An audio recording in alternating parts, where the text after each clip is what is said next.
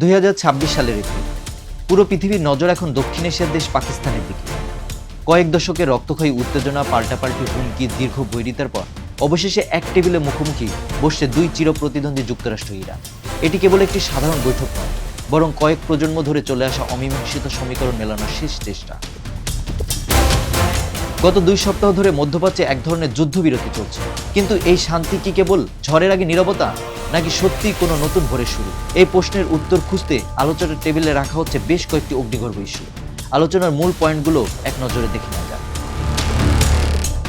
বর্তমানে চলা 2 সপ্তাহের শর্ত সাপেক্ষ এবং ভঙ্গুর যুদ্ধবিরতিকে কিভাবে একটি আইনি ও স্থায়ী শান্তি চুক্তিতে রূপান্তর করা যায়, তা হবে এই বৈঠকের প্রধান লক্ষ্য। ইরানের পারমাণবিক প্রকল্পের গতিপথ নিয়ে হবে বড় দর কষাকষি। পারমাণবিক কর্মসূচি নির্দিষ্ট সীমার মধ্যে রাখা এবং সেখানে আন্তর্জাতিক পরিদর্শকের অবাধে কাজ করার সুযোগ দেওয়ার বিষয়টি থাকছে আলোচনার কেন্দ্রে। ইরানের দাবি অত্যন্ত স্পষ্ট, পারমাণবিক কর্মসূচি নিয়ন্ত্রণের বিনিময়ে তাদের ওপর অর্পিত প্রাথমিক ও মাধ্যমিক পর্যায়ের সব ধরনের কঠোর নিষেধাজ্ঞা পুরোপুরি তুলে নিতে হবে। বিশ্ব জ্বালানি বাণিজ্যের লাইফলাইন বা প্রধান ধমনী বলা হয় হরমুজ প্রণালীকে। এই রুটে নৌ চলাচল স্বাভাবিক রাখা এবং এই অঞ্চলে ইরানের প্রক্সি বাহিনীর কার্যক্রম নিয়ন্ত্রণ করা নিয়ে চূড়ান্ত সমঝোতার চেষ্টা চলবে। আর সর্বশেষ, মধ্যপ্রাচ্যে ভূরাজনীতির সবচেয়ে সংবেদনশীল ইস্যু মার্কিন সামরিক বাহিনীর ভবিষ্যৎ অবস্থান।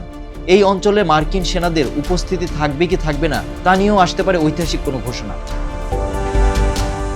আন্তর্জাতিক সংবাদ মাধ্যমগুলো বলছে, এই একটি বৈঠকের সফলতার উপর নির্ভর করছে বিশ্ববাজারে জ্বালানি তেলের দাম আর সামগ্রিক স্থিতিশীলতা। ইরানের ওপর থেকে নিষেধাজ্ঞা প্রত্যাহার হওয়া মানে বৈশ্বিক অর্থনীতিতে নতুন গতিপথ সঞ্চার হওয়া, আর মধ্যপ্রাচ্যের মার্কিন বাহিনীদের অবস্থান নিয়ে সিদ্ধান্ত আসা মানে পুরো অঞ্চলের ক্ষমতার ভারসাম্য নতুন করে লেখা।